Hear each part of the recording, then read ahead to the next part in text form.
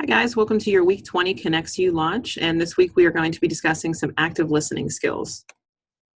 So the first thing I want to start out with is we're going to watch this short clip from The Big Bang Theory, but while you're watching I want you to pay attention to how Amy's listening skills improve as the clip goes on. So for the first half of the clip she's going to be exhibiting what we call passive listening, where she doesn't seem very interested in what he's saying, and then she's going to switch in about halfway through and start to exhibit some more active listening skills. First there was PlayStation, aka PS1. Then there's PS2, PS3, and now PS4. And that makes sense. You'd think after Xbox, there'd be Xbox 2. But no. Next came Xbox 360. And now, after 360, comes Xbox One. Why one? Maybe that's how many seconds of thought they put into naming it. Can you get the butter, please? However, with the Xbox One, I can control my entire entertainment system using voice commands. Up until now, I've had to use Leonard. Then get the other one. Pass the butter. Hang on. I don't feel like you're taking this dilemma seriously. Fine, Sheldon. You have my undivided attention. Okay, now, the PS4 is more angular and sleek looking. No way! It's true, but the larger size of the Xbox One may keep it from overheating. Well, you wouldn't want your gaming system to overheat? No, you absolutely would not. And furthermore, the Xbox One now comes with a Kinect included. Included? Yes! Not sold separately. Although the PS4 uses cool new GDDR5 RAM, while the Xbox One is still using the conventional DDR3 memory. Why would they still be using DDR3? Are they nuts? See, that's what I thought. But then they go and throw in an ES RAM buffer. Oh, wait a second. Who's they? The Xbox. You're kidding! No, I am not. And this ES RAM buffer should totally bridge the 100 gigabit per second bandwidth gap between the two RAM types. This is a nightmare. How will you ever make a decision? See, I don't know. What should I do? Please pass the butter!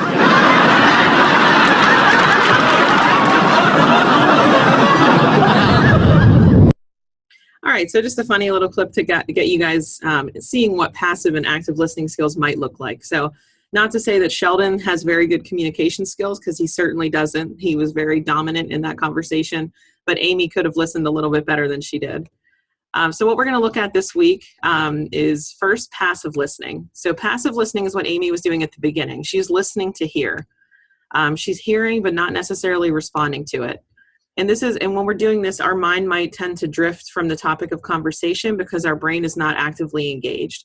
So when you're doing this tends to be whenever you're listening to a lecture, when you're watching TV, when you're listening to music, that your mind is kind of capable of listening to other things and you drift away. So you're passively listening because you're not actively engaged. Active listening, on the other hand, is where you're listening to understand. You're not just trying to hear it, you're trying to understand what's being said. So you're listening to what is being said with the intention of understanding what is being said, but you also have to provide some form of feedback. It's a two-way process. It's not just one person talking, the other nodding their head.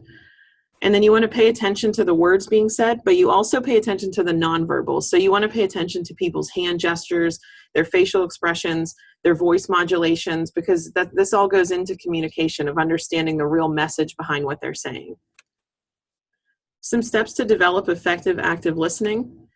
Maintain eye contact. Anytime you look away and don't make eye contact, it suggests that you're not really interested in what the speaker's saying, so that you might want to just make sure you're making eye contact when talking with people. Don't get distracted. While the speaker's talking, do not show signs of restlessness. So don't be looking at your watch or looking at your phone, shuffling your legs, kind of switching your sitting position, looking around the room. This tells the speaker that you're bored and you're not really interested in what they're saying. So that's not effective active listening. Make sure you're giving positive feedback. Appropriate gestures like nodding your head in affirmation, saying things like mm-hmm as an acknowledgement, and smiling or maintaining proper facial expressions. This lets them know that you're hearing what they're saying, you're understanding, but you're not necessarily like interrupting and giving feedback. Your feedback is your facial expression or like the slight little mm-hmm or the head nod.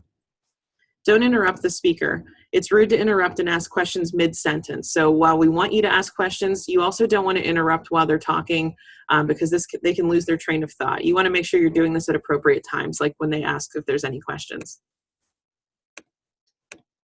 You want to clarify doubts. Ask questions to achieve better understanding, but ask them at the appropriate times. Paraphrase and summarize. So you can use phrases like, so what you're saying is, or if I'm understanding correctly, and then kind of paraphrase what you think they said. This allows them to kind of correct you if you might have got the message wrong, and it ensures the accuracy of your understanding of the speech. Speak less. That's sometimes really hard to do, but a lot of a conversation is listening. It's not possible to talk and understand at the same time. Your brain doesn't work that way. So it's really important that there is just one speaker, and you do want to take turns. It's a two-way process, but while the other person is talking, you should be actively listening by doing what we've outlined. So your reflection for this week in the Google Classroom and a private comment, if you could just go ahead and respond to the question, what is the difference between active and passive listening?